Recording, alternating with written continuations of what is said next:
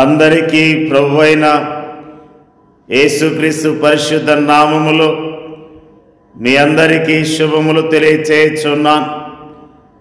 ఈరోజు బలపరిచే వాక్యము యెషయా గ్రంథము 41వ అధ్యాయం 10వ వచనము. భయపడకము, నేను నీ దేవుడై ఉన్నాను. దిగులు పడకము, నేను నిన్ను బలపరుతును. నీకు సహాయం చేయవాడు నేనే. నీతి అన్న దక్షిణాస్తముతో నిన్ను ఆదుకొందును. మానవుల యొక్క భయాలు ఎరిగిన దేవుడు, మానవులకు ధైర్యాన్నిచ్చే దేవుడు, మానవులను ధైర్యపరుస్తూ బలపరుస్తూ పలికిన అద్భుతమైన మాటలను జ్ఞాపకం చేసుకుంటూ ఉన్నాం.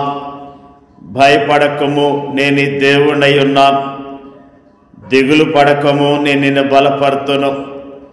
నీకు సహాయం చేయవాడు నేనే. నీతి అను నా దక్షిణాస్తముతో నిన్ను ఆదుకొందును.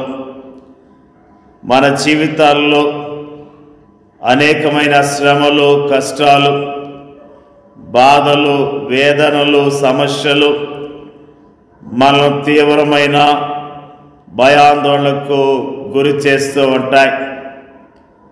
ఆ సమయాలలో మన శరీర స్వభావము మనల్ని మరింతగా కృంగతీస్తుంది.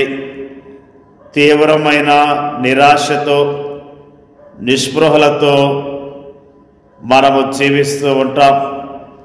అలాంటి పరిస్థితుల్లో మనము నిస్సహాయులముగాను, బలహీనులముగాను, చేతకాని వారముగాను అనుభూతి చెందుతూ ఉంటాం. అయితే మనము అలాంటి దుఃఖాన్ని పొందకూడదని ప్రభు మనతో తెలియజేస్తున్న మాట భయపడకము అనే మాటను జ్ఞాపకం చేసుకుంటూ ఉన్నాం. ఎందుకంటే దేవుడు మాత్రమే మన భయాలను తొలగించగలుగుతాడు. కాబట్టి ఆయన సర్వశక్తి గల దేవుడు, సర్వాధికారి అయిన దేవుడు, సమస్తము చేయవాడు కనుక ఆయన మాత్రమే భయపడకము అని చెప్పగలుగుతాడు. సర్వశక్తుడైన దేవుడే స్వయముగా మనకు ధైర్యాన్ని ఇస్తున్నప్పుడు మనము ధైర్యముగా ఉండాలి. దేవుని యందు విశ్వాసములో స్థిరముగా ఉంటూ ధైర్యముగా ఉంటూ జీవించాలని ప్రభు నామములో తెలియజేస్తూ ఉన్నా. ప్రభువారు తెలియజేసిన మాట, నేను నీతో కూడా ఉన్నానని అంటూ ఉన్నాడు. నిన్ను విడవను, ఎడబాయనని ఆయన అంటూ ఉన్నాడు. ఆయన ఎంత మంచి దేవుడు! మనకు ధైర్యాన్ని ఇచ్చే దేవుడుగా, శాంతిని, సమాధానమిచ్చే దేవుడుగా ఉన్నాడు. మనకున్న పరిస్థితులన్నిటిలో కూడా ధైర్యాన్నిచ్చి సహాయం చేస్తూ మనల్ని నడిపించే కాపరిగా ఉన్నాడు. ఆయన తెలియజేసిన అద్భుతమైన మాటలను బట్టి ధైర్యముగా జీవిద్దాం, ఆయన మయపరుద్దాం. దిగులు పడకము. చాలాసార్లు దిగులుతో, చింతతో జీవిస్తూ ఉంటాం. దేవుడు తెలియజేస్తున్న మాటలు చింతించొద్దని ఆయన అంటున్నాడు. మీ చింత యావత్తు నా మీద వేయమని అంటూ ఉన్నాడు. నిజముగా ఆయన మన పట్ల శ్రద్ధ కలిగి ఉన్నాడు, మన పట్ల ఆలోచన కలిగి ఉన్నాడు. అందుకని ఆయన అంటున్న మాటలు, దిగులు పడకము. భయము మనల్ని ఆవరించినప్పుడు అసమర్థత మనలో చోటు చేసుకుంటుంది, మనల్ని పడగొట్టే విధముగా ఉంటుంది. అందుకే అనేక సార్లు మనము తొట్టిల్లే కింద పడిపోతూ ఉంటాం. ఇక మాతో కాదని చేతులెత్తేస్తూ ఉంటాం. ఇక ముందుకు సాగలేమని కుప్పకూలిపోతూ ఉంటాం. అలాంటి పరిస్థితుల్లో మనము నిస్సహాయులము గాను, బలహీనులము గాను, చేతకాని వారము గాను మరి అనుభూతి చెందుతూ ఉంటాం. అయితే మనం అలాంటి కష్టాలు పడకూడదని ప్రభు మనతో చెప్తున్నాడు. దేవుడు మన పక్షమున ఉన్నాడు. నేను నీతో ఉన్నానని కూడా ప్రభు మనతో అంటున్నాడు. ఇది ఎంత అద్భుతమైన మాట! ఇది మనకి ఎంత శాంతిని, సమాధానిస్తుంది.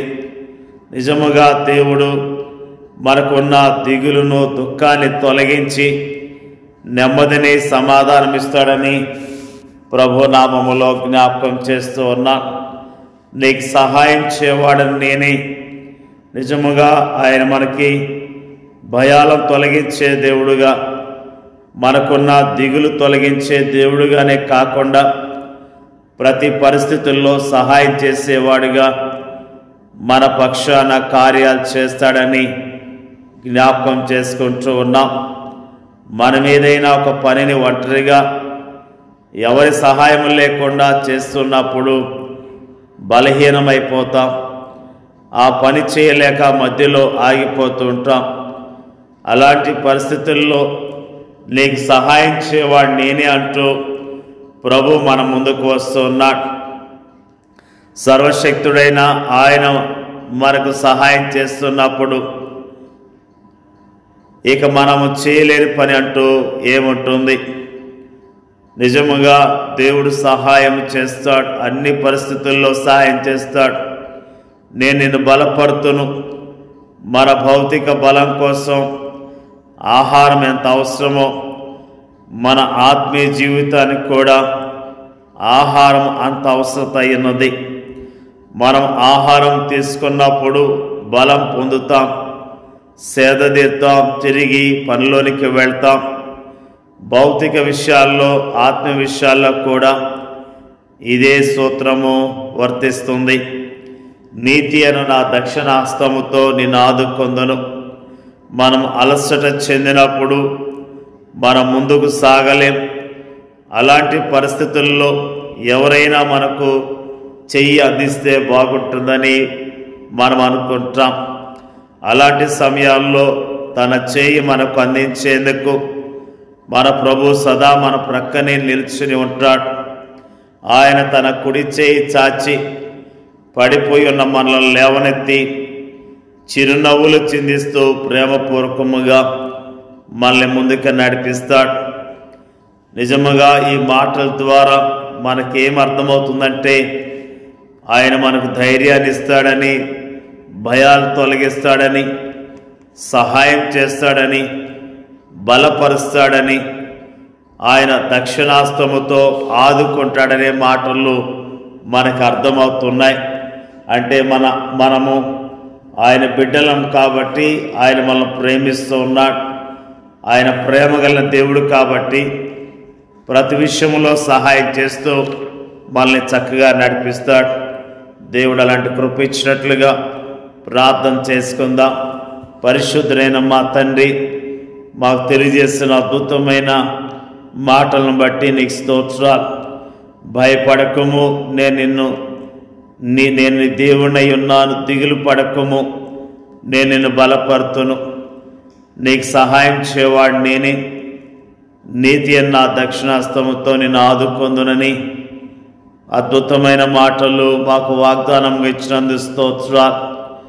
నీ మాటల యందు విశ్వాసం ఉంచి నీ మాటల ద్వారా ధైర్యం తెచ్చుకొని విశ్వాసంతో జీవించడానికి సహాయం చేయమని అడుగుచున్నాం.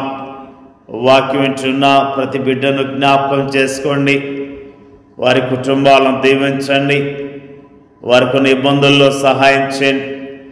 ఎవరైతే భయాలతో జీవిస్తున్నారో, ఎవరైతే దిగులుతో జీవిస్తున్నారో, ఎవరైతే మాకు సహాయం లేదని బాధపడుతున్నారో, నీ మాటల ద్వారా ధైర్యం తెచ్చుకోవటానికి సహాయం చేయమని ప్రార్థన చేయించున్నాం. మరి ముఖ్యంగా ప్రార్థన చేయించున్నాం. ప్రభువా, ధైర్యం కోల్పోయి దుఃఖముతో, ఒంటరితనముతో, బాధతో జీవిస్తున్నా ప్రతి ఒక్కరిని ధైర్యపరచండి అయ్యా, బలపరచండి. వారికి ఉన్న దుఃఖము, ఆయాసము, బాధ అన్నీ తొలగించమని ప్రార్థన చేయించున్నా. మా కొరకు ప్రార్థన చేస్తున్నా అయ్యా. మరి ప్రభు, మరి ముఖ్యంగా అయ్యా, మరి పరిచర్య చేస్తున్నా నీ సేవకులందరినీ కూడా దీవించి ఆస్వాదించండి అయ్యా. నీకు స్తోత్రాలు. మేమందరం నీ కొరకు జీవించే కృప దయచేయమని, నీ నామంలో ధైర్యం తెచ్చుకొని విశ్వాసంతో ఉంటాను సహాయం చేయమని యేసుక్రీస్తు నామములో అడిగి వేడుకొచ్చున్నాం తండ్రి. ఆమేన్.